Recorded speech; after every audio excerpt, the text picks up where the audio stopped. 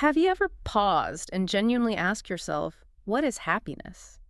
I mean, really thought about it. It's the big question, isn't it? We all chase it, we yearn for it. Sometimes we even stumble upon, fleeting glimpses of it. Mm-hmm.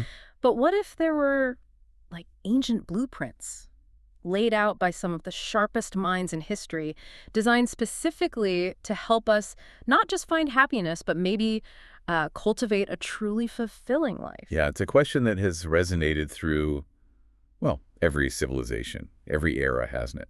Every human heart, really. So today we're embarking on a really fascinating deep dive. It's called The Two Paths to Happiness. Right. We've gathered some extraordinary source material, and it transports us straight back to ancient Athens.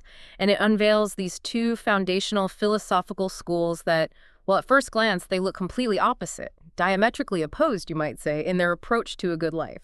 But, and this is the interesting part, as we'll discover, they share surprisingly similar ultimate goals, even if the routes are different. Exactly. We're talking about ideas so potent they continue to shape our understanding of things like desire, virtue, and tranquility, even, millennia later. And our mission for you today is to really unpack these two titans of thought. We have Epicureanism, which is a sort of refined form of hedonism championed by Epicurus himself. Okay. And then there's Stoicism, founded by Zeno of Citium.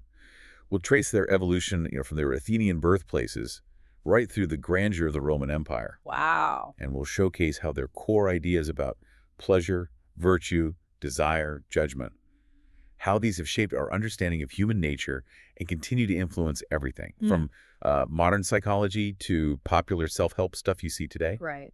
So you're going to walk away, hopefully, with a much richer understanding of these schools, and maybe even a fresh lens, a new way to look at your own pursuit of fulfillment. We'll be hearing directly from the actual authors and thinkers who lived this stuff, who breathed it and wrote these philosophies down. Absolutely. And we're not just talking about, dusty old texts here. No, not at all. This is a living history. We'll journey through the private gardens of Athens, through the bustling Roman Forum. We'll meet emperors and slaves, poets and advisors. A real cross-section of society. Yeah. And see how their insights echo so powerfully today. In modern psychology, mindfulness practices, even, like you said, today's wellness trends, it's a truly amazing story spanning centuries and continents, just waiting to reveal its enduring lessons. It really is. Okay, let's unpack this. Right. Part 1. Foundations and first principles. Where do we start? Well, our journey begins, really, at the dawn of the 4th century BCE, a pivotal moment in intellectual history. Okay. Here, amidst the vibrant philosophical scene of ancient Greece, two radically different answers to that fundamental question, what is happiness? They started to take shape. Radically different answers. Yes, and these weren't just abstract concepts for academics to debate. No, they were comprehensive ways of life, meticulously designed, really, to be put into practice, day by day, breath by breath. Ways of life, not just theories. Yeah, precisely. We see the emergence of this great divide, these two distinct and compelling paths. So, for the hedonist particularly, as refined by Epicurus, happiness was fundamentally about achieving a stable state of lasting pleasure. Lasting pleasure, not just fleeting moments. Exactly. And this wasn't about, wild indulgence or fleeting thrills. That's a common misconception of hedonism. Right. I think that's what most people think of. Yeah, but for Epicurus, it was defined by epiphonia, freedom from bodily pain, and ataraxia. Ataraxia, that's a key term, isn't it? A crucial term. It means a profound freedom from mental disturbance, from anxiety, from fear. This combination, aponia and ataraxia, for them was the recipe for a truly contented and tranquil existence. Okay, so that's path 1, lasting pleasure, tranquility. What about path 2? Well, in stark contrast, the Stoic path vehemently disagreed that happiness could be reduced to pleasure. Vehemently. Okay. For them, the only true good, the sole metric of a well-lived life, was virtue. Virtue. Meaning the excellence of character, reason, moral integrity. This inner quality, they believed, was the source of eudaimonia. Eudaimonia, another key Greek term, flourishing. Exactly. A flourishing, meaningful life. Pleasure, for a Stoic, might be what they called a preferred indifferent. A preferred indifferent. Okay, what does that mean? It means, well, it's pleasant when present, sure, nice to have, but it's never the ultimate measure of a truly good life, and certainly not something to be pursued as an end in itself. Virtue is the only true good. Got it. So pleasure is nice, but secondary. Or maybe not even secondary, just indifferent but preferred. Precisely. This distinction is absolutely crucial to understanding their foundational differences. One path aims for tranquil pleasure, the other for virtuous flourishing regardless of pleasure. It's fascinating how these ideas evolved. Now, this concept of pleasure as a primary good, it wasn't entirely new with Epicurus, was it? Where do we trace this the earliest philosophical roots of this hedonistic thought? You're right, the idea does predate Epicurus.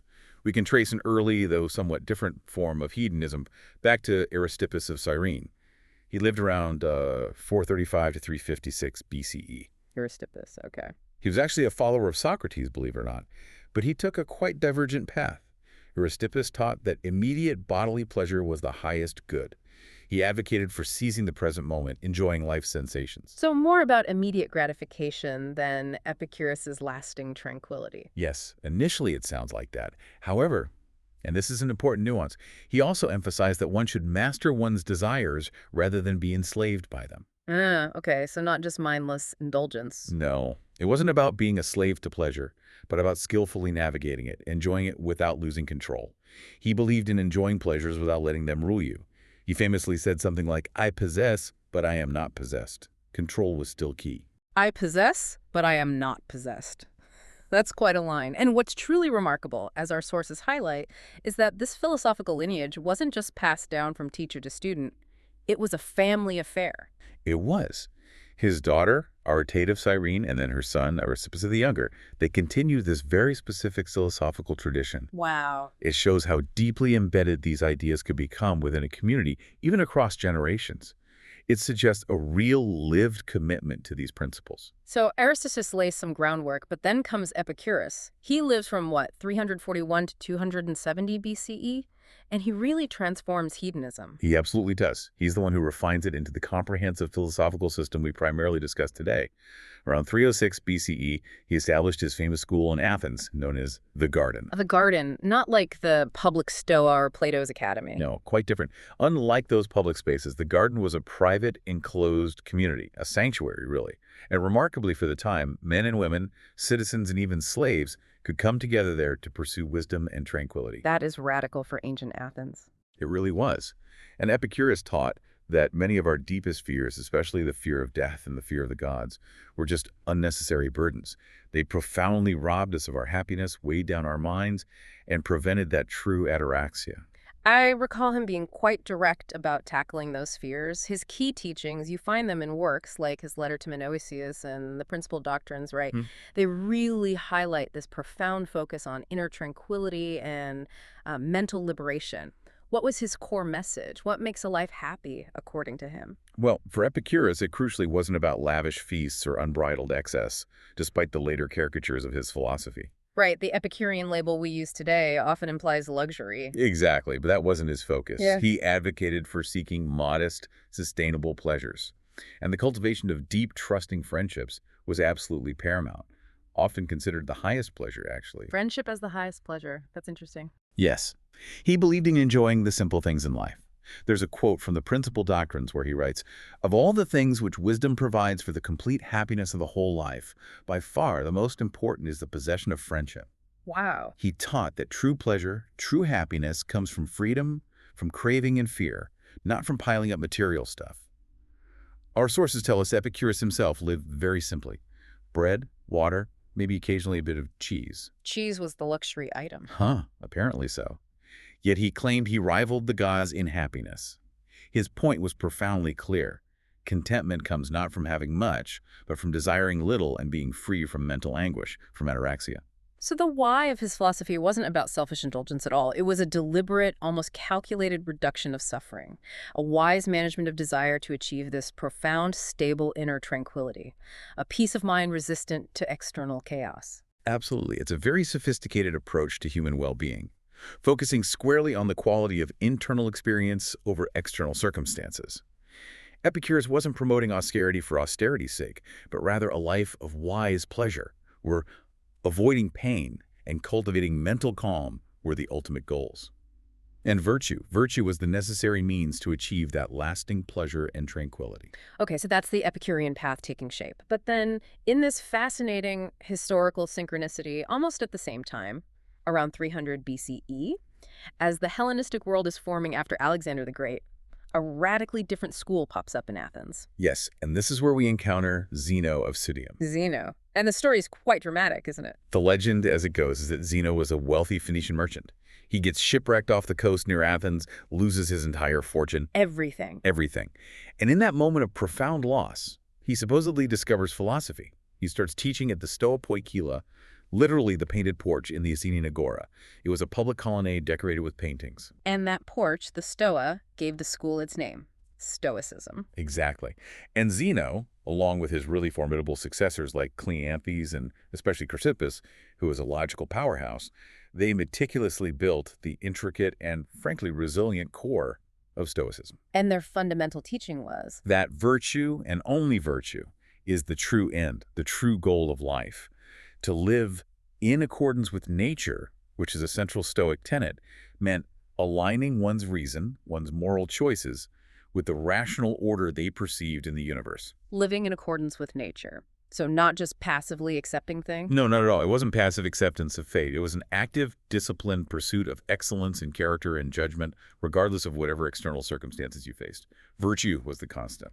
And this leads us to that really central and often, I think, misunderstood Stoic concept, the indifference. Ah, yes, the indifference. Yeah. Crucial. For the Stoics, things like wealth, health, reputation, even life itself, they were indifference. Not good or bad, inherently, just neutral. Could you elaborate on that? Why is this distinction so vital for Stoic practice? Certainly. And indifferent is basically anything that does not directly contribute to or detract from your virtue, your moral character. Okay. So while health is generally preferred over sickness and wealth over poverty, they call these preferred indifference, none of these things are good in the ultimate moral sense. Why not? Health seems pretty good. Because they don't define your character. What truly matters is the quality of our judgments and choices about these external things, how we use them, how we react to them. This is what Epicurus, a later Roman Stoic, famously called prohairesis. Prohairesis. Okay, what's that? It's our moral will, our faculty of choice, our volition. It's the only thing truly up to us, as Epicurus would say. Our judgments, our desires, our aversions, our impulses towards action, those are ours to control.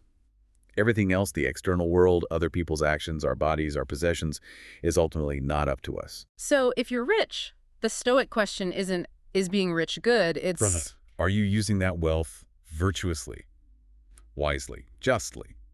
If you're poor, it's, are you maintaining your integrity and reason despite the hardship? The external circumstances indifferent, your inner response, your prohairesis, is everything. it's such a powerful reorientation of focus, isn't it? Away from outcomes, towards intentions and judgments. Completely. And this tradition certainly matured and gained immense influence by the Roman period. It attracted some really major figures of the era. Could you introduce us to some of these Roman masters who brought Stoicism right into the heart of the empire? Indeed. The practicality and, well, the sheer robustness of Stoicism resonated deeply with the Roman character, particularly among the elite. And it attracted minds of immense caliber. Consider Seneca. Seneca the Younger, right? Yes, Lucius Annaeus Seneca lived from about 4 BCE to 65 CE. He was not only a prolific writer, essays, tragedies, but also a prominent statesman. He was advisor and tutor to the infamous Emperor Nero. That must have been a challenging position. Immensely challenging. And you see that tension in his writings. In works like On the Shortness of Life, written around 49 CE, Seneca passionately urged his readers to guard their most precious, non-renewable resource, time. It's not that we have a short time to live, but that we waste a lot of it. That's Seneca, isn't it? That's him. He wasn't just talking about productivity in the modern sense. He meant living mindfully, reclaiming time from useless distractions, from anxieties about the future or regrets about the past, and dedicating it to self-improvement, to philosophy, to virtue. Wow. And then there's Epictetus. Ah, Epictetus. Yeah. Lived in the early 2nd century CE. His story is particularly compelling. Because he was born a slave. Exactly. Born enslaved in Hierapolis in modern-day Turkey, he eventually gained his freedom, somehow studied Stoic philosophy, and became a highly revered teacher himself, setting up a school in Nicopolis in western Greece after being banished from Rome by Emperor Domitian. Banished. Domitian wasn't keen on philosophers generally, saw them as potential critics or sources of dissent. But Epictetus thrived in Nicopolis. His lessons were meticulously recorded by his student Arrian in the Discourses, and the concise handbook, the Enchiridion. The Enchiridion, the handbook, that's the really famous one. It is, and in both, Epictetus constantly emphasizes that key insight. It's our judgments, not external events themselves, that disturb us. He relentlessly drilled his students on that fundamental distinction. What is up to us versus what is not up to us. True freedom, he insisted, lies only in mastering one's internal world, our proharius. An incredibly powerful message coming from someone who had experienced enslavement firsthand. Absolutely. It gives his words extraordinary weight. And finally, the philosopher emperor himself, Marcus Aurelius. Yes, at the very pinnacle of worldly power, Marcus Aurelius reigned from 121 to 180 CE. And his meditations, well, they're unique. Because they were his private thoughts, not meant for publication. Precisely. It's essentially a personal diary or philosophical journal, written in Greek, likely during his campaigns on the northern frontiers of the Roman Empire, fighting Germanic tribes. It offers this intimate glimpse into the mind of a ruler constantly striving under immense pressure to live according to Stoic principles. Harmony with nature, reason, justice, duty. He's reminding himself, isn't he? Over and over. Constantly. Reminding himself to act justly, to endure suffering patiently, to cooperate with others, and to accept the fleeting nature of all things fame, power, life itself. Even the immense power he wielded. He writes things like, "Do not act as if you are going to live 10,000 years. Death hangs over you. While you live, while it is in your power, be good." It's raw, practical Stoicism in action at the highest level. So the so what of Stoicism, then? It isn't about escaping the world like maybe some Epicureans preferred. It's about engaging with it virtuously. They weren't seeking pleasure in the Epicurean sense, but that eudaimonia, that flourishing, meaningful life born from an unshakable inner state of virtue and reason, completely independent of external ups and downs. That's the core of it, a profound distinction from the Epicurean pursuit of tranquil pleasure. So, okay, from these foundations, you can really see the stark contrast emerging. Epicurus teaches us basically want less, calm the soul, aim for steady, sustainable pleasures, largely by kind of thoughtfully withdrawing from unnecessary external pressures and fears. Like manage desire, reduce fear. While the Stoics instruct us to rigorously govern our judgments, discipline our reactions, live virtuously within the messy world, standing firm against fortune, engaging with our duties, using reason as our guide. Govern judgment. Embrace virtue. Both paths sound incredibly demanding, actually, in their own ways. They are. Neither is easy. But both offer these deeply attractive visions of a good life, and both ultimately promise some kind of freedom from misery, from mental turmoil. What a powerful initial mapping of these two ancient schools. All right, so if that first part laid out the foundational landscape, the basic principles of hedonism and Stoicism, this next section, let's call it part 2, invites us to delve deeper into the inner world. Okay, the psychology of happiness. Exactly. How did these schools understand human nature? Specifically, our desires, our emotions, and what truly brings peace of mind. Or, conversely, what causes disturbance, what makes us unhappy. Both Epicureanism and Stoicism were deeply concerned with the psychology of human experience. But, as we saw with the foundations, they drew remarkably different maps of the soul. Let's start with the Epicurean psychology. You mentioned earlier their wisdom of desire management, which I find incredibly insightful, almost modern. Epicurus made this powerful observation that not all desires are created equal. He didn't say suppress all desire, did he? But he wanted us to understand them, categorize them. How did he break them down? He did, and it's a brilliantly practical framework for understanding our own cravings even today. He categorized desires into 3 distinct groups. First, you have the natural and necessary desires. Natural and necessary. These are fundamental for life and for happiness. Things like food, water, shelter, warmth. Crucially, for Epicurus, friendship also falls into this category. Friendship is necessary. Absolutely essential in his view. He taught that these desires are generally easily satisfied, and when they are met, they bring a profound and stable form of pleasure, contributing directly to aponia, absence of pain, and ataraxia, absence of disturbance. If you're hungry, eating a simple meal brings great satisfaction. If you're lonely, the presence of a trusted friend is deeply fulfilling. We absolutely need these for genuine well-being. Okay, makes sense. Those are the essentials. What's the next category? Next, we have the natural but unnecessary desires. Natural but unnecessary. Examples. Think gourmet meals, luxurious clothing, maybe a bigger house than you strictly need, expensive wines. These desires are natural in the sense that they stem from our nature and they provide pleasure. But they are unnecessary because we don't strictly need them for a happy, tranquil life. So you can enjoy them, but... You can certainly enjoy them. You can appreciate a delicious, complex dish when it presents itself, enjoy its fleeting pleasure. But, Epicurus warned, to constantly chase that kind of experience, to always need the next fancy thing to feel content. That's where you veer into unnecessary desire. That can lead to disturbance if it's unfulfilled or if you become dependent on it. So it's about attachment. Precisely. Epicurus wasn't saying never enjoy a luxury. He was saying appreciate it without attachment. Enjoy the bonus, but don't make it the baseline for your happiness. It's about not letting the absence of these things disturb your inner peace. Have simple tastes, but be able to enjoy extravagance if it comes your way without needing it. That's a subtle but important distinction. Okay, natural and necessary. Natural but unnecessary. Yeah. And then the third category, the one he really warned us about. Exactly, the empty or vain desires, sometimes called unnatural desires. Empty or vain, what falls into this bucket? These are desires often created by society, by false beliefs, by a misunderstanding of what truly brings happiness.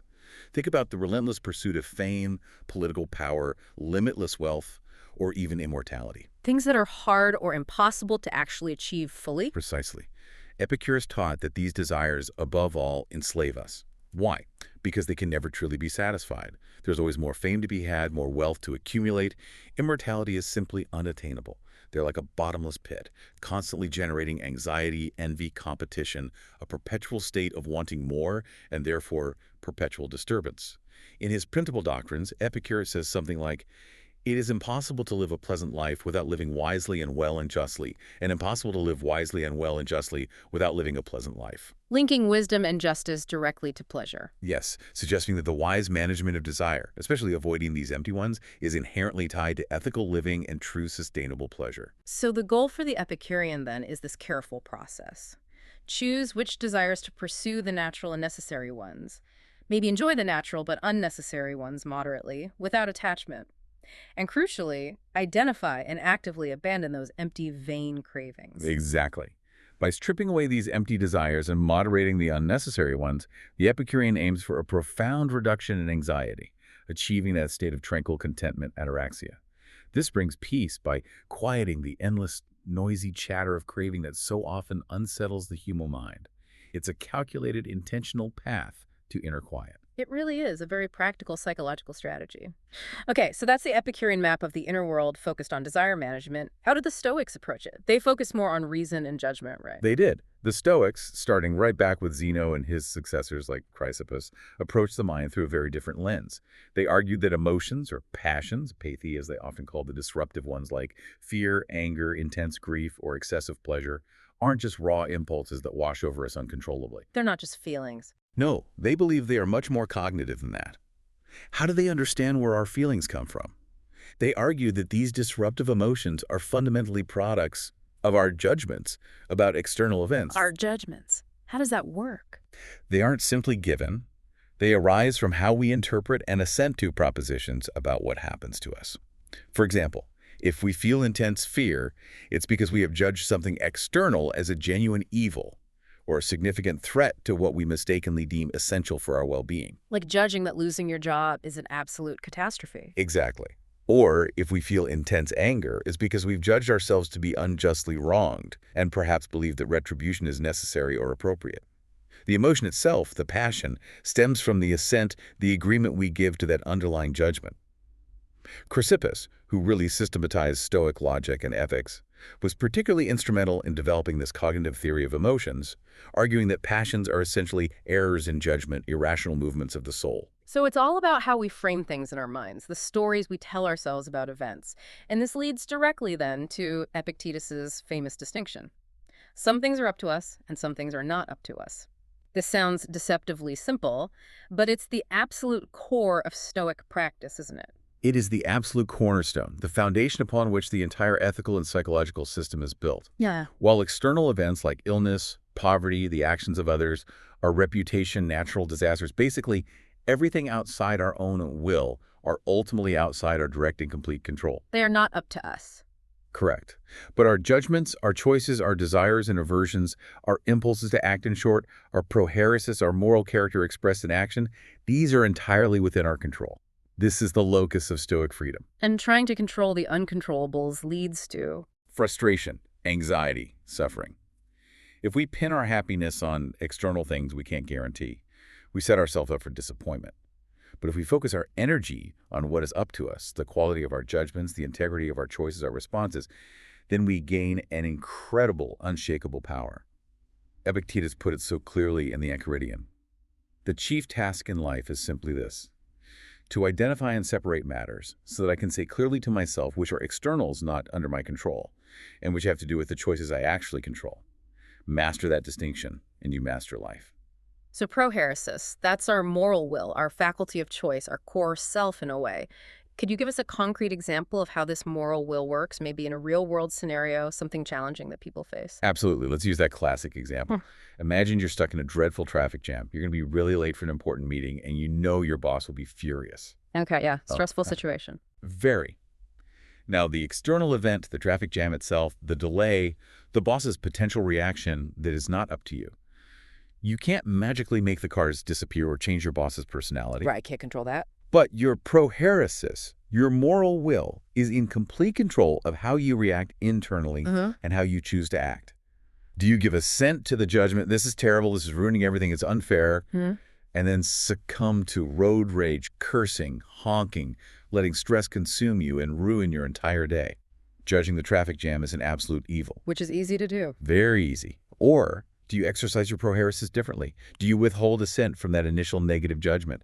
Do you recognize the traffic jam as merely an indifferent, external, perhaps inconvenient, dispreferred, but not truly bad in the moral sense, and instead choose to use the time constructively?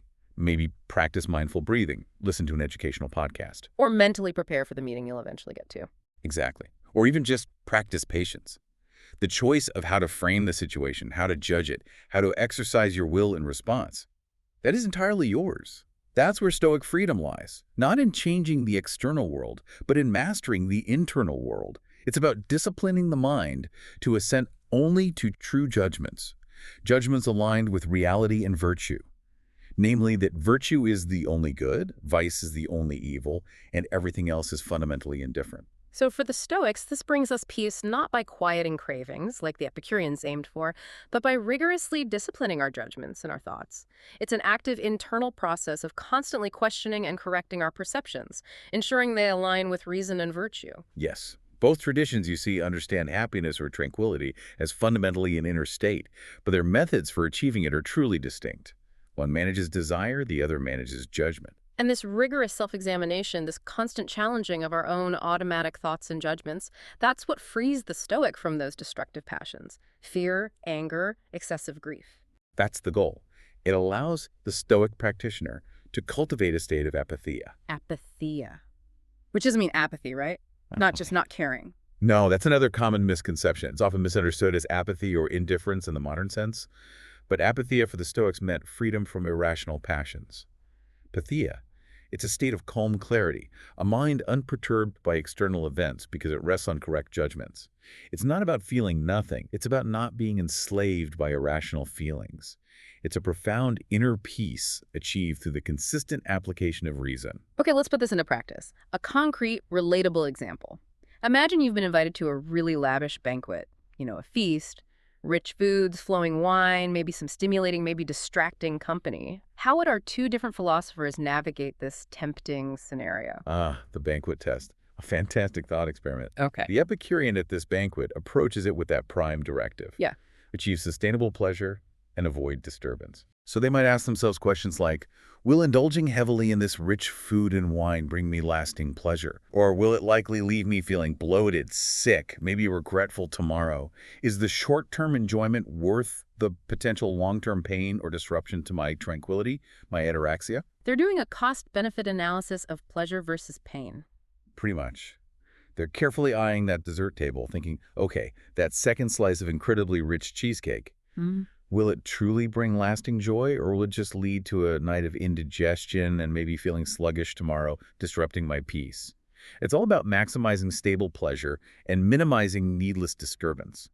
They'd likely enjoy things in moderation, focusing on the pleasure of conversation with friends, perhaps, more than just the food. That's a very practical, almost self-preserving calculus. Now, how would the Stoic respond at the same lavish banquet? The Stoic arrives with a completely different set of internal questions. Their focus isn't primarily on maximizing pleasure or minimizing pain, because those are indifferents. Their question is rooted in virtue. Does attending this banquet allow me to act with virtue? Can I participate appropriately while remaining temperate, just, and self-controlled? Or will this environment tempt me towards excess, gluttony, or maybe uncharitable gossip? So it's about character, not comfort. Exactly. Their goal isn't necessarily to avoid the pleasure of the food or company, but to ensure that their inner integrity, their reason, their prohairesis, remains unshaken by these external temptations. They would practice temperance, eating and drinking moderately, not because pleasure itself is bad, but because lack of self-control, akrasia, is a vice, a failure of reason. They are constantly vigilant, steeling themselves against being carried away by appetites or external pressures, maintaining their inner citadel of virtue. Fascinating contrast. The Epicurean manages desires to protect tranquility. The Stoic manages judgments to protect virtue. And here's where it gets really interesting for me. How these ancient psychological insights sound so incredibly modern. It's striking when you hear modern minimalists talking about the joy of missing out, JOMO, or decluttering physical possessions to reduce mental load. Aren't they essentially applying Epicurus's wisdom about stripping away those empty desires for more stuff? Just like he wanted to shed the fear of gods and death. Absolutely. Think about someone like Marie Kondo, whose method became so popular. Right, the spark joy idea. Her emphasis on only keeping possessions that genuinely spark joy and consciously letting go of the excess is a direct echo of Epicurus's careful categorization of desires. She's helping people identify what brings them genuine, perhaps natural and necessary, joy, and discard the attachments to empty desires. For more possessions, desires that, as Epicurus knew perfectly well, often enslave us in an endless cycle of wanting, acquiring, and managing, creating anxiety rather than peace. Is a very practical, modern application of his philosophy of desire management for a tranquil life. Less stuff, less worry. Basically. And much of positive psychology today, with its focus on things like gratitude, cultivating strong social connections, friendship, savoring simple moments, finding meaning, these directly align with core Epicurean principles for achieving well-being. And on the other side, the Stoic view of emotions being products of our judgments? Well, that's had a profound and direct impact on modern psychotherapy, hasn't it? You mentioned cognitive behavioral therapy, CBT. Oh, it's undeniable. It quite literally inspired the foundations of CBT, which is arguably one of the most widely used and evidence-based forms of therapy today. Who are the key figures there? Well, Albert Ellis, back in the 1950s, founded Rational Emotive Behavior Therapy, REBT, which was a precursor to CBT. And Aaron Beck, in the 1960s, developed cognitive therapy. Both of them explicitly cited Epictetus as a major influence. They actually said, we got this from Epictetus. They acknowledged the lineage, yes. When you are in a CBT session today, and your therapist helps you identify an automatic negative thought like, I'm going to fail this presentation, it will be a disaster, and then helps you challenge it, asking, what's the evidence for that? Is that thought truly rational? Are you catastrophizing? What's a more balanced perspective? You are directly echoing Epictetus's core insight from nearly 2,000 years ago. It is not things like the presentation that disturb us, but our judgments about things like, I'm definitely going to fail. The techniques used in modern therapy to identify, evaluate, and restructure irrational beliefs have incredibly deep roots in Stoic philosophy. That's amazing. It's a testament to their enduring psychological insight. It really is. So the psychological depth of both schools clearly demonstrates why they've survived and continue to resonate for more than 2 millennia. Hedonism, especially Epicureanism, and Stoicism aren't just sophisticated philosophies of life. They also offer these early, powerful forms of therapy for mastering the restless, often anxious human mind. That's a great way to put it. One invites us to quiet our cravings and simplify our desires to find peace. The other teaches us to rigorously discipline our judgments and thoughts to maintain virtue and inner stability. Both promise inner peace, but they achieve it through remarkably different yet equally insightful psychological strategies. Okay, let's move into part 3. Ethics in action. Because, as you said earlier, for both hedonists and Stoics, philosophy wasn't just some abstract theory for lecture halls. Absolutely not. No, it was a living, breathing guide for daily life, a practical manual, almost, for how to navigate everything: friendships, politics, or avoiding them, wealth, suffering, even how to face death itself. What truly mattered wasn't just what you believed about happiness in principle, But how you actually lived. Yeah. Day by day, moment by moment. This section is all about philosophy in action. Philosophy is a way of life. Let's start with the Epicurean ethics centered around the garden and that idea of wise pleasure. Right, so Epicurus himself, after founding the Garden in Athens around 306 BCE, lived there with this small, intimate circle of friends. And as we mentioned, what's truly remarkable about the garden, especially for its time, was its inclusivity. Admitting women and slaves? Yes, which was quite revolutionary in ancient Greece. This inclusivity really underscores their belief that tranquility and wisdom, the keys to happiness, were accessible to all, regardless of social status or gender. Philosophy wasn't just for elite men. And his writings truly hammer home the primacy of friendship. He famously wrote in his Principal Doctrines, we quoted it before, but it bears repeating, of all the things which wisdom provides for the complete happiness of the whole life, by far the most important is the possession of friendship. That's such a strong statement. Why was friendship so profoundly important, almost the cornerstone of his practical ethics?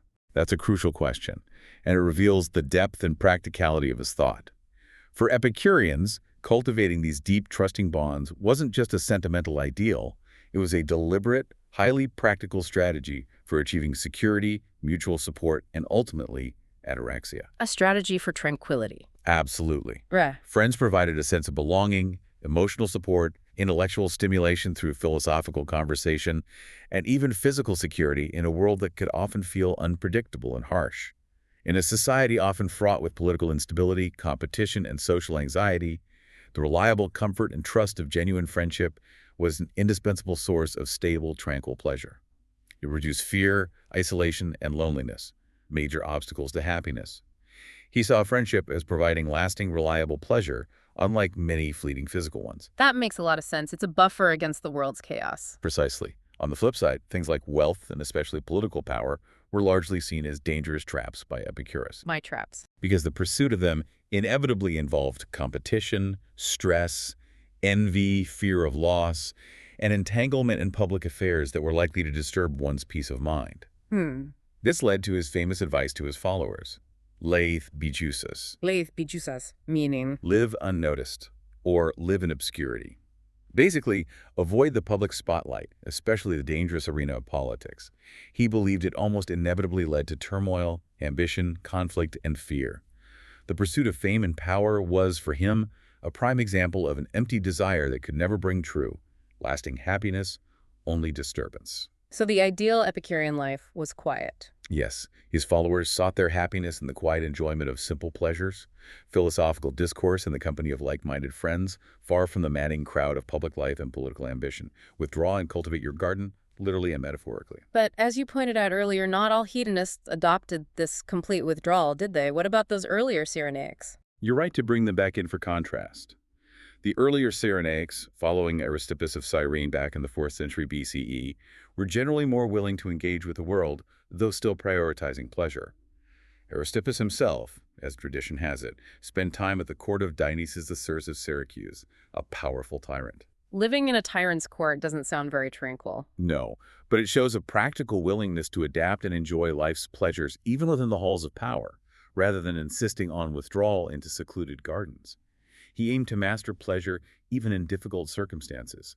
It shows a spectrum even within hedonistic thought regarding engagement with the world. And then later you have the Roman poet Lucretius. He wasn't exactly living unnoticed either, was he, writing this massive, influential poem? No, Lucretius, who lived around 99 to 55 BCE, took Epicurus's message and boldly disseminated it through the powerful medium of literature. His magnificent epic poem, De Rerum Natura, or On the Nature of Things, used beautiful hexameter verse to systematically explain Epicurean physics, the atomic theory, the mortality of the soul, and ethics. And his goal was therapeutic. Explicitly so. Lucretius argued passionately that the greatest obstacles to human happiness were the fear of death and the fear of divine punishment.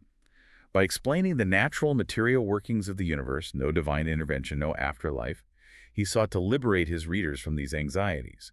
Freeing them from fear would allow them to embrace a life of calm pleasure, ataraxia. So in a way, he brought Epicurean ideas out of the private garden and into the public sphere through his powerful art.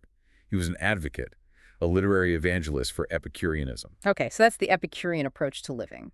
Simplify, seek tranquility, value friendship immensely, and generally avoid the disturbances of public life, though with some variations.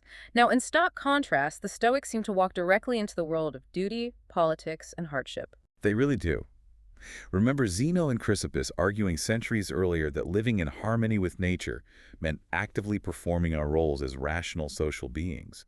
By the Roman period, Stoicism had become a powerful, practical philosophy for statesmen, soldiers, administrators, people right in the thick of it. It was a guide for navigating the very public, often brutal, realities of running an empire. It seems almost tailor-made for people with great responsibilities. It became deeply appealing to those who had to shoulder immense duties and face difficult choices. Take Seneca again, 4 BCE, 65 CE. As tutor and advisor to Nero, he was constantly wrestling with that tension between philosophical ideals, simplicity, virtue, tranquility, and the harsh, often corrupting realities of imperial politics. How did he manage that? His writings, like the letters to Lucretius or essays like On Clemency or On Benefits, are filled with practical advice on maintaining integrity amidst power and temptation. He urged simplicity, warned against wasting time on frivolous pursuits, and emphasized inner resilience, all while navigating the treacherous currents of Nero's court. He recognized the dangers of wealth and power, but believed one could still maintain virtue within those structures, using them for good if possible. And his death. His eventual forced suicide in 65 CE, ordered by Nero on suspicion of conspiracy, became, ironically, a potent, almost theatrical example of Stoic courage. Accounts describe him facing death with calm acceptance, consoling his grieving wife and friends, embodying the very virtues, courage, reason, acceptance of fate that he preached in his writings. He famously said something like, "What need is there to weep over parts of life? The whole of it calls for tears," but faced his own end with composure. It became a model of Stoic fortitude. And then there's Epictetus, c. 551-35 CE. His journey from slave to revered philosopher is just incredible. How did his teachings translate into practical ethics? Epictetus, teaching in Nicopolis after his banishment from Rome, really focused his students on the practical application of Stoic principles in everyday life. His student Arian recorded his informal, often blunt lessons in the discourses. Time and time again, he hammered home that core distinction. Some things are up to us, our judgments, choices, desires, aversions, and some are not up to us, our body, property, reputation, external events. The dichotomy of control. Exactly. Wealth, health, status, pleasure. Not ultimately in our control, how we respond to gaining or losing them, our attitude, our judgments, our actions. That is entirely within our control. In this way, Epictetus trained his students to understand that true freedom wasn't about external liberty, something he lacked for much of his life, but about profound inner mastery, a resilience of character, a well-governed mind that no external force, not even an emperor or enslavement, could truly shake. Find freedom inside, regardless of the outside. That's the essence of it. And then at the very top, Marcus Aurelius, 121 to 180 CE, the Emperor of Rome. He took Stoicism as his personal guide while leading an empire. How did that manifest in his actions, or at least in his meditations? His meditations reveal a man constantly striving to apply Stoic ethics in the most demanding role imaginable. He reminds himself to get up in the morning and do his duty as a human being, to act justly towards others, to be tolerant of their failings, seeing them as errors of judgment, to endure hardship, plagues, wars, betrayals, with patience and without complaint, and always to remember the fleeting nature of all things, including his own power and life.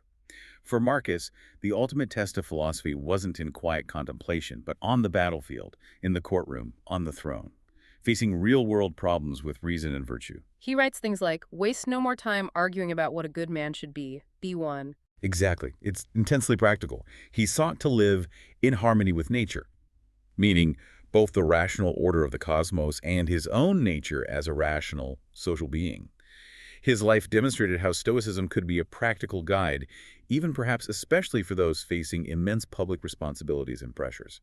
This contrast between Epicurean withdrawal and Stoic engagement becomes crystal clear when we look at their views on politics and ambition specifically. Epicurus explicitly warned against chasing power because it almost always led to fear, conflict, disturbance. Lath Buses. Contrast that with someone like Cicero. Now, you mentioned he wasn't strictly a Stoic. No, he was more of an academic skeptic in his own philosophy, but he deeply admired and was heavily influenced by Stoic ethics, particularly their emphasis on duty. And he strongly advocated for political engagement. Absolutely. Cicero, living in the turbulent final decades of the Roman Republic, 106 to 43 BCE, believed passionately that it was the duty of wise and virtuous citizens to participate in public life, to serve the common good, even at great personal risk, as his own life and death demonstrated. He fundamentally disagreed with the Epicurean withdrawal, seeing it as irresponsible. To the Epicurean, the good life was lived in quiet circles of friendship. To the Stoic influenced Roman like Cicero, it was fulfilled by performing one's duties in the wider community, engaging fully with the world as rational, social beings aiming for justice. Okay, so very different approaches to public life. What about wealth? How did their ethics guide their views on money and possessions? Also quite different. For the Epicureans, remember, the goal was tranquility, freedom from disturbance. So simple living wasn't really a sacrifice, it was a strategic pathway to freedom. Epicurus himself famously illustrated this, stating that basic necessities, a little bread, water, maybe that pot of cheese for a feast, along with friends, were enough for him to live like a god. Why like a god? Because gods, in his view, were perfectly content and untroubled, needing nothing. By reducing your needs to the natural and necessary, you achieve a similar state of self-sufficiency and freedom from the anxiety that comes with craving and protecting luxuries. Less desire, less potential pain, more tranquility. Okay, simplified to be free. What about the Stoics and wealth? It was an indifferent, right? Yes, wealth, for the Stoics, was neither inherently good nor inherently bad. It was morally neutral and indifferent. What truly mattered was how you acquired it and how you used it. Could you possess wealth virtuously, without attachment, without arrogance, using it justly and generously? So a wealthy person could be vicious, a poor person could be virtuous. Absolutely. Virtue was independent of wealth. Seneca, again, provides a fascinating case study. He was one who delves into this tension. He acknowledged the potential dangers of riches, but argued they could be used well as tools for virtue, if handled with detachment and reason. He famously wrote, "It is not the man who has too little, but the man who craves more that is poor." He even practiced voluntary poverty periodically, sleeping on the floor, eating simple food, to test his own detachment from his immense wealth. The focus was always on the inner state, not the external possessions. Maintain virtue regardless of your bank balance. Okay. And finally, the ultimate test, death and suffering. How did their ethical frameworks guide them here? Here, too, the divergence is dramatic. Epicurus, as we touched on, insisted quite radically that death is nothing to us. He laid out the famous argument in his letter to Menoeceus. When we exist, death is not present. When death is present, we no longer exist. Therefore, death literally cannot be experienced by us. The fear of death, he argued, is based on a misunderstanding, an irrational projection. It's utterly pointless and deeply destructive, robbing us of the enjoyment of life now.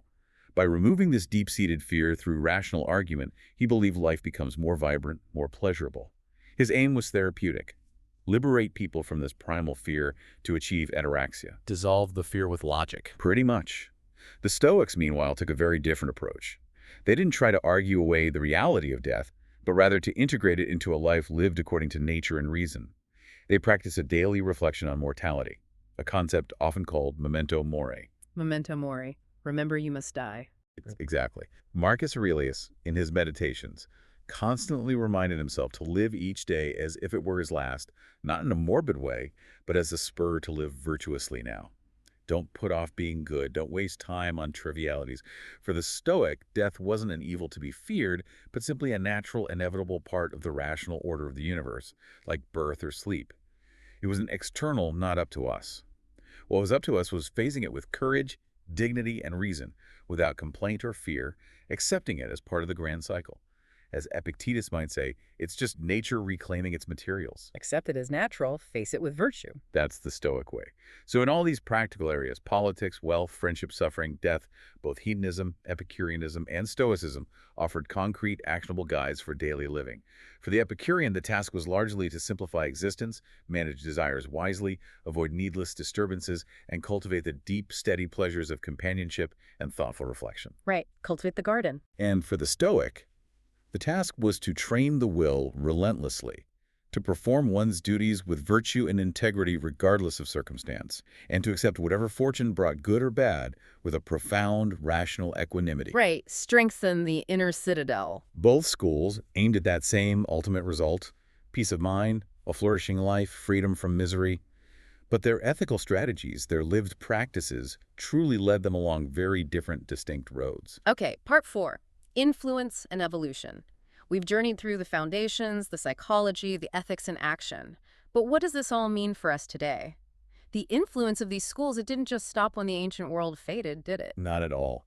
It far outlived ancient Greece and Rome, stretching across centuries, profoundly shaping not just philosophy, but also religion, politics, science, and even modern psychology, as we've touched upon.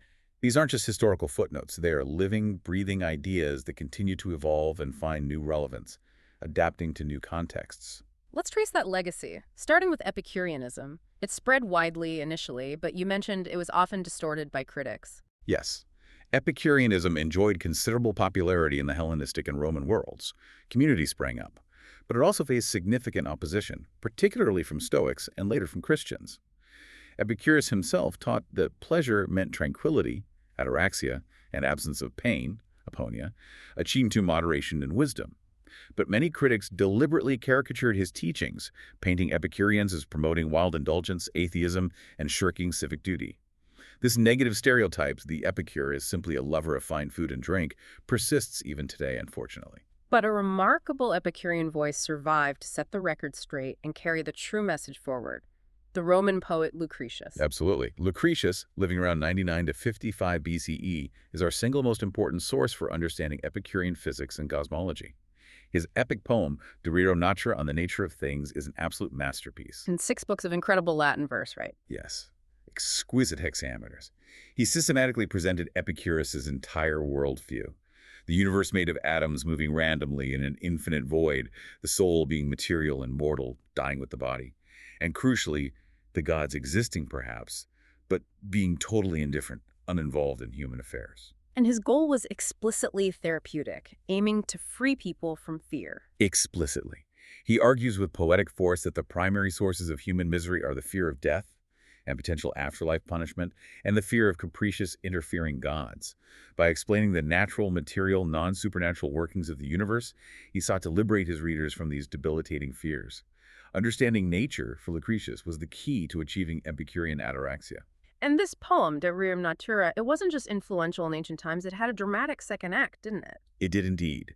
The poem was largely lost to Western Europe during the Middle Ages, but then, in a discovery that arguably helped spark the Renaissance, a manuscript was rediscovered in 1417 CE by the Italian humanist and papal secretary Poggio Bracciolini, hidden away in a German monastic library. Wow, finding that must have been electrifying. It was revolutionary.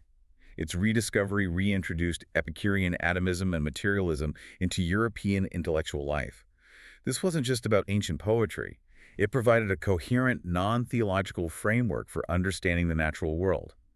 This directly fueled the rise of modern scientific materialism through later figures like Pierre Gassendi. Gassendi, who was he? He was a fascinating figure in the 17th century, a French philosopher, priest, scientist, and mathematician. He was a contemporary and sometimes critic of Descartes. Gassendi became a fervent advocate for a modified form of Epicurean atomism, attempting to reconcile it with Christian doctrine. He saw it as a viable alternative to the dominant Aristotelian physics. His work heavily influenced figures like Robert Boyle and Isaac Newton. It's hard to overstate the poem's impact on the scientific revolution and the Enlightenment. It provided a philosophical basis for seeing the world as matter in motion, governed by natural laws, not divine whims. From freeing individuals from fear, shaping modern science. That's quite a legacy. And the ethical side of Epicureanism also evolved, didn't it? Leading towards utilitarianism. Yes, the focus on pleasure and pain as the fundamental drivers of human action and the basis for morality laid the groundwork for entirely new ethical systems. Jeremy Bentham, the English philosopher living from 1748 to 1832, explicitly acknowledged Epicurus. He based his system of utilitarianism directly on the calculation of pleasure and pain. The greatest happiness principle. Exactly. In his 1789 work, An Introduction to the Principles of Morals and Legislation, Bentham proposed that the morally right action is the one that maximizes overall pleasure and minimizes overall pain for the greatest number of people affected. It's a kind of scaled-up, socialized hedonism applied to law and public policy. And his successor, John Stuart Mill. Mill, 1806 to 1873, who was actually Bentham's godson and disciple, further refined utilitarianism in his famous 1861 essay, Utilitarianism. Crucially, Mill introduced a distinction between qualities of pleasure. He argued that higher pleasures, those involving intellect, imagination, moral sentiments, were intrinsically more valuable than lower bodily pleasures. Better to be Socrates dissatisfied than a fool satisfied. That's the famous line embodying his point. This distinction, acknowledging that not all pleasures are equal, brought utilitarianism closer to Epicurus's own nuanced view, where mental tranquility and friendship were valued more highly than simple physical gratification. It addressed some of the criticisms that utilitarianism was just a doctrine worthy only of swine. So, Epicurean DNA runs through scientific materialism and utilitarian ethics. What about modern connections today? Where do we see its echoes? It's everywhere once you start looking. The modern minimalist movement, with its conscious rejection of consumerism, its focus on intentional living, decluttering not just physical space but mental space, that directly echoes Epicurus's call to limit desires, especially empty ones, and find contentment in simplicity. The whole less is more philosophy for achieving greater peace of mind. Pure Epicurus. And the modern wellness industry, along with positive psychology, think about their emphasis on gratitude practices, cultivating strong friendships and social connections, savoring simple everyday pleasures, mindfulness. These are all profoundly Epicurean themes. They focus on cultivating positive internal states and finding joy in sustainable, readily available sources, rather than chasing external validation or material excess. His ideas on achieving well-being are incredibly relevant today. Okay, a powerful and perhaps underestimated legacy for Epicureanism. Now, what about Stoicism? Its influence seems almost more continuous, less hidden. Yes, Stoicism became deeply embedded in Roman culture, arguably forming a significant part of the moral bedrock for the educated elite. Figures like Cicero, as we discussed, though not a strict Stoic, drew heavily on Stoic ideas of duty, justice, natural law, and public service in his influential writings on rhetoric, politics, and philosophy. And the works of the big three Roman Stoics, Seneca, Epictetus, and Marcus Aurelius, became standard tests in moral philosophy. Widely read, copied, and revered throughout the later Roman Empire, and well into the Byzantine period and the Middle Ages, even when pagan philosophy was generally suppressed. Why did Stoicism survive so well, even within a Christian context that was often hostile to pagan thought? That's a fascinating question. The relationship between Stoicism and Christianity is complex and multifaceted. While Epicureanism, with its materialism, denial of an afterlife, and indifferent gods, was almost universally condemned by early church fathers like Tertullian and Augustine as atheistic and dangerously focused on worldly pleasure. Stoicism fared better. Much better, relatively speaking. Stoicism found a much more nuanced reception. Several factors contributed. Its strong emphasis on virtue, self-mastery, discipline, duty, and living in accordance with reason resonated powerfully with Christian ethical ideals. Its concept of a divine, rational principle ordering the universe, the logos, seemed compatible, to some thinkers, with the Christian concept of God or divine providence. The logos. That's a key point of connection, isn't it? A huge one. The Stoic concept of the logos as the rational principle governing the cosmos deeply influenced some early Christian theologians, particularly in Alexandria, like Clement of Alexandria, late 2nd century, and Origen. They saw parallels between the Stoic logos and the divine word, also logos in Greek, described in the Gospel of John as being with God and being God and incarnated in Christ. This allowed for a certain philosophical bridge building. While not fully endorsing Stoicism, they could selectively adopt and adapt its ethical framework and some of its concepts. So Stoic ideas about natural law, conscience, and virtue seeped into Christian moral theology. So it wasn't outright rejected like Epicureanism, but kind of selectively absorbed and Christianized. That's a good way to put it. Its ethical seriousness and its philosophical framework seemed more amenable to integration. And this influence didn't stop in antiquity or the early church. Stoicism continued its unbroken line into the modern era. Absolutely. Stoic writings, particularly Seneca's essays and Marcus Aurelius's meditations, circulated widely during the Renaissance and were admired by humanists like Petrarch and Montaigne for their moral wisdom and psychological insight. In the 17th century, Neo-Stoicism emerged, particularly in the Low Countries with figures like Justus Lipsius, attempting to synthesize Stoic ethics with Christianity. Philosophers like Baruch Spinoza, with his emphasis on reason, understanding the necessity of things, and achieving emotional mastery through intellectual understanding, was often compared to the Stoics. His ethics has a strong Stoic flavor. And then the big modern resurgence in the 20th century, influencing psychotherapy. Yes, this is perhaps its most impactful modern application. As we discussed, the founders of cognitive behavioral therapy, Albert Ellis, REBT, in the 1950s, and Aaron Beck, cognitive therapy in the 1960s, explicitly acknowledged their debt to Stoic philosophy, Okay, sure. particularly Epictetus. That core insight, it's not things that disturb us but our judgments about things, became a cornerstone of modern psychological healing. The idea that we can change our feelings by changing our thoughts is fundamentally Stoic. It's incredible that a principle articulated by a former slave in ancient Greece forms the basis of therapies helping millions today. It truly demonstrates the timeless practicality and profound psychological wisdom of Stoicism. And the contemporary relevance of Stoicism is undeniable today, isn't it? It seems to be having another major moment right now. It absolutely is. It's now a global movement, often referred to as modern Stoicism or contemporary Stoicism. Popular writers like Ryan Holiday, whose book The Obstacle is the Way, published in 2014, became a bestseller, have brought Stoic lessons on resilience, perception, action, and inner strength to a vast new audience: business leaders, athletes, military personnel, and just everyday readers looking for tools to navigate a chaotic and uncertain world. There are websites, apps, online communities. Yes, thriving online Stoic communities, podcasts, courses. The annual Stoicon conference attracts hundreds of people interested in applying Stoicism to modern life. It's a powerful testament to the enduring relevance and practical appeal of Stoic principles for finding meaning, resilience, and tranquility in the 21st century. So clearly, these are not mere relics of the past. From the lecture halls of ancient Athens and the courts of Rome, through Renaissance libraries, Enlightenment salons, to modern therapy rooms, and from the private notes of emperors to the self-help bestsellers of today. The influence of both Epicureanism and Stoicism has ebbed and flowed, evolved and adapted. But they remain living traditions, still shaping our world, still offering powerful answers to that ancient, urgent question: what constitutes happiness, and how should we truly live? Okay, this brings us to our final section, part 5. The debate and perhaps a synthesis. We've journeyed through their individual gardens and porches, explored their psychologies, their ethics, their legacies. Now, let's bring hedonism specifically, Epicureanism and Stoicism, really face to face. We have to ask the tough question. Are they truly fundamentally opposed, locked in this eternal philosophical battle? Or can they, perhaps, be combined in some meaningful way? Can you be a bit of both? That's the core question, isn't it? The question thinkers have wrestled with for centuries, right back to antiquity. And the central disagreement, the crux of the matter, really lies in what each school identifies as the summum bonum, the highest good. The ultimate goal. Exactly.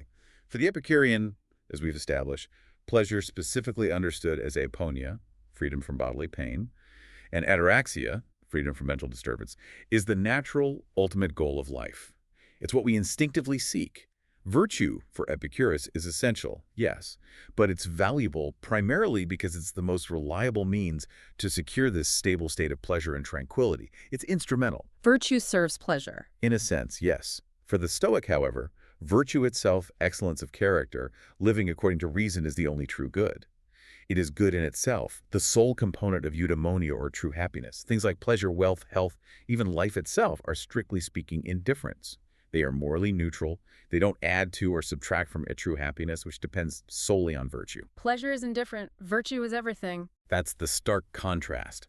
So Epicurus would advocate for a life seeking quiet joys, secure friendships, freedom from fear, a pleasant life achieved through wisdom. Whereas Marcus Aurelius would insist on performing just actions, fulfilling one's duties in harmony with reason, even if that means enduring suffering, hardship, or personal sacrifice.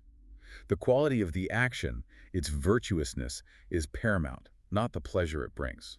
And this fundamental disagreement isn't just theoretical. It plays out in fascinating ways when we look at the lives and choices of the philosophers themselves, doesn't it? You mentioned Seneca before. Yes, Seneca is such a compelling, almost paradoxical figure in this context. He was immensely wealthy, lived right at the heart of imperial power and luxury in Nero's Rome. Yet his writings, especially his letters to Lucilius, constantly praise simplicity, warn against greed and attachment to externals, and urge his friend to cultivate inner resilience and peace of mind. Much of it sounds almost Epicurean in its advocacy for moderation and tranquility. But his end was purely Stoic. Absolutely. When faced with Nero's order to commit suicide in 65 CE, Seneca didn't choose a path that might have maximized his remaining moments of pleasure or minimized pain in the Epicurean sense. Instead, he embraced death with remarkable Stoic dignity and composure, embodying the conviction that virtue, courage, acceptance of fate, maintaining one's rational integrity is the highest good, far surpassing mere survival or pleasure, even in the face of oblivion. His actions spoke louder than any apparent contradiction in his life. They were a testament to the Stoic ideal. Okay, what about an example from the other side? Lucretius, the Epicurean poet. Did his life or work show any overlap with Stoic ideas? That's interesting. In De Rerum Natura, Lucretius urges his readers to abandon their irrational fears of gods, of death, by understanding the natural, rational order of the universe through Epicurean physics. Now, this pursuit of tranquility through rational knowledge, through understanding nature, it certainly seems quite close, superficially, to the Stoic practice of reflection, understanding fate, and aligning oneself with the rational cosmos. Both emphasize the power of reason to achieve peace of mind. But the underlying goal was different. Fundamentally different, yes. Lucretius aimed to free people from anxiety so that they could better enjoy the simple, natural, sustainable pleasures of life: friendship, contemplation, freedom from pain. His ultimate goal was the positive state of Epicurean pleasure, hedon as ataraxia and aponia. The Stoics, while also valuing reason and understanding nature, sought freedom from disturbance not primarily to enhance pleasure, but as a consequence of achieving virtue and detachment. Their goal was apatheia, freedom from passion, as part of living virtuously, and they remained profoundly indifferent to pleasure itself as a good. So the paths converge on using reason for tranquility, but they diverge significantly on the ultimate purpose of that tranquility and the intrinsic value placed on pleasure versus virtue. Got it. Now, of course, both philosophies faced their share of criticisms, and maybe those criticisms highlight the potential dangers or weaknesses of each path if taken to an extreme. Epicureanism, for instance, was often slammed for promoting selfishness or withdrawal. Cicero was a major critic on this front, right? He was. Cicero, deeply steeped in the Roman tradition of civic virtue and public service, negotium over otium, business over leisure, fundamentally objected to the Epicurean ideal of laeth beschusis, live unnoticed.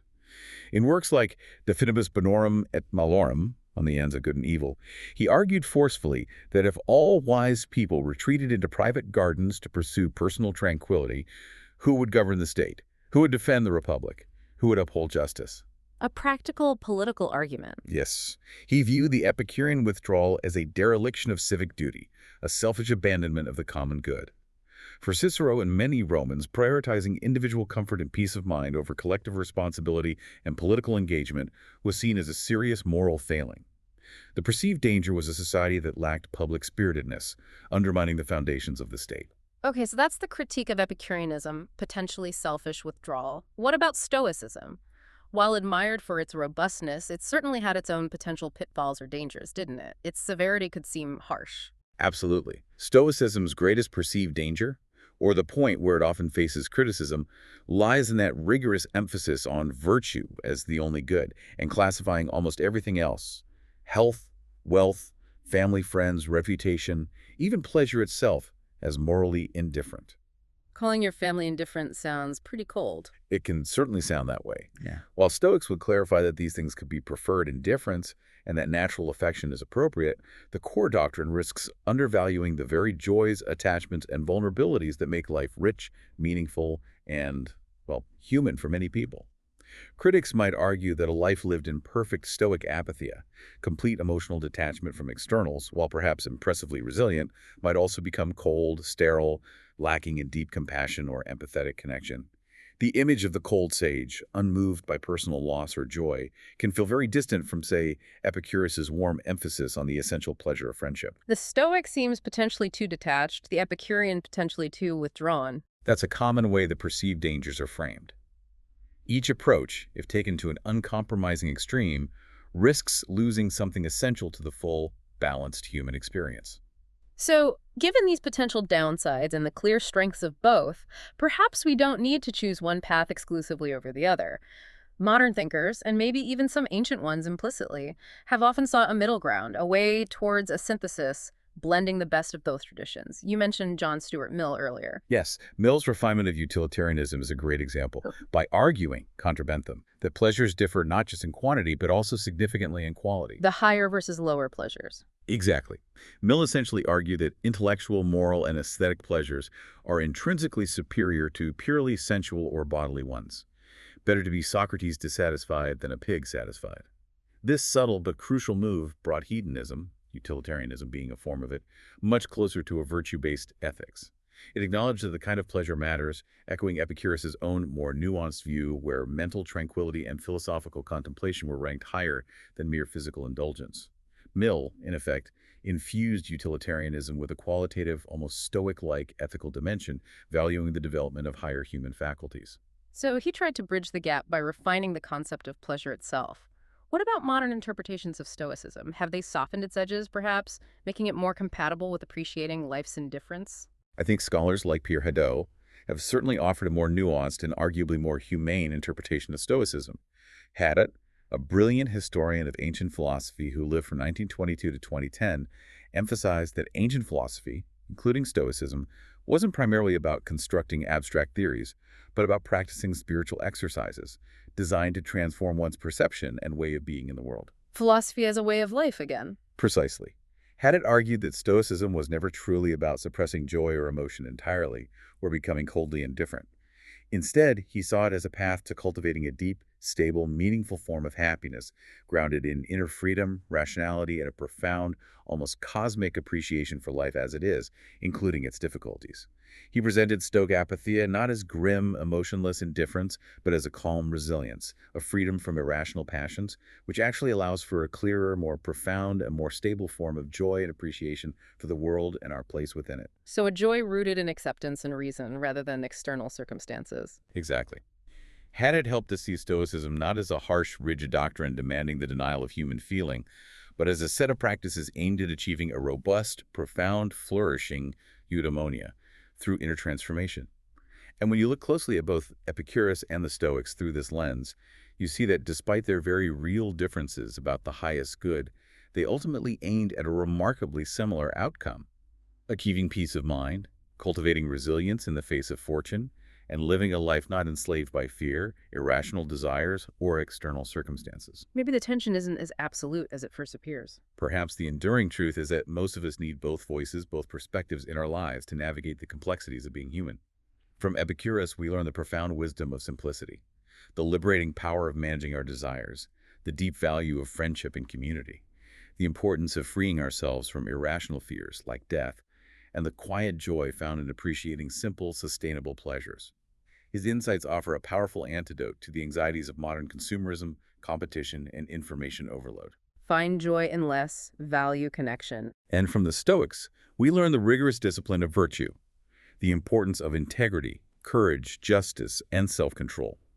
We learn the indispensable skill of distinguishing what is truly within our control, our judgments, our choices, our character, from what is not, and focusing our energy accordingly. Their framework offers an unmatched toolkit for building resilience, maintaining equanimity in turbulent times, and finding meaning through responsible action and acceptance. Build inner strength. Act virtuously. Together, these lessons offer a potentially powerful, balanced vision for a well-lived life, one where we mindfully seek and savor joy in simple, sustainable pleasures and deep connections, but always anchor our sense of self-worth and our actions in principles of character and reason that no external misfortune can ever truly touch. It's a powerful combination. So it's less about choosing Team Epicurus or Team Stoic and more about engaging in an ongoing internal dialogue, a conversation between these two ancient masters that continues to guide us. I think that's a beautiful way to put it. Epicurus whispers, maybe, hey, slow down, enjoy life's gentle pleasures, appreciate your friends, fear not death, it's nothing. And Marcus Aurelius replies, yes, but also stand tall, live with reason and virtue, fulfill your duties, accept what comes with courage and grace. Exactly. And somewhere between those powerful ancient voices, between the wisdom of the garden and the resilience of the Stoa, perhaps each of us can forge our own unique, dynamic, and ultimately fulfilling path to happiness. A path that honors both the quiet delight of tranquil pleasure and the enduring dignity of unwavering virtue. What an incredible journey we've taken today. Seriously. From the quiet, inclusive gardens of Epicurus in Athens, to the bustling Roman Forum where Seneca tried to advise a volatile emperor, and then out to the cold frontiers where Marcus Aurelius penned his private reflections while leading an army. It covers so much ground, doesn't it? It really does. We've deeply explored these two ancient paths to happiness. We've dug into their distinct definitions of what a good life even is. We've examined their unique psychological insights into our desires on one hand, our judgments on the other, and we've seen their very different yet equally profound approaches to actually living in the world day to day. And we've heard, directly or indirectly, from such a rich tapestry of thinkers across the centuries: Aristippus, Epicurus, Zeno, Cleanthes, Chrysippus, Seneca, Epictetus, Marcus Aurelius, Lucretius, Cicero, even glimpsing their echoes in Bentham, Mill, and modern interpreters like Haddon. The Yeah. brilliance of these traditions, I think, as seen through the words and the lives of these authors and thinkers, really lies in their timeless relevance. They offer us not just interesting historical footnotes, No, much more than that. but incredibly practical, robust frameworks. Frameworks for navigating our own complex, often messy lives, and for understanding our own pursuit of fulfillment, whatever that looks like for each of us, in any era. It's ancient wisdom that feels incredibly relevant to modern challenges. It really does. So as you, our listener, reflect on this deep dive we've taken together, maybe consider, in your own pursuit of happiness, where do you find yourself leaning? Which path resonates more strongly with you right now? Is it towards the tranquil joys of the Epicurean prioritizing peace of mind through simplicity, deep friendships, and that wise management of desire? Or do you find yourself drawn more towards the virtuous resilience of the Stoic, emphasizing inner character, the power of reason, fulfilling your duties even when it's hard, accepting what lies beyond your control with grace? Or perhaps, Or perhaps, like many modern thinkers, and maybe like most of us in reality, you're beginning to see how a thoughtful blend of both borrowing insights from each tradition might be the key to forging your own unique, authentic, and truly fulfilling path forward. What stands out most powerfully to you from these ancient voices, and how might their wisdom shape your own journey towards a well-lived life, starting today? Thank you so much for joining us on this exploration of the two paths. We sincerely hope this deep dive has given you plenty to ponder, some new perspectives, and maybe some practical insights to carry forward into your own ongoing quest for happiness and peace of mind.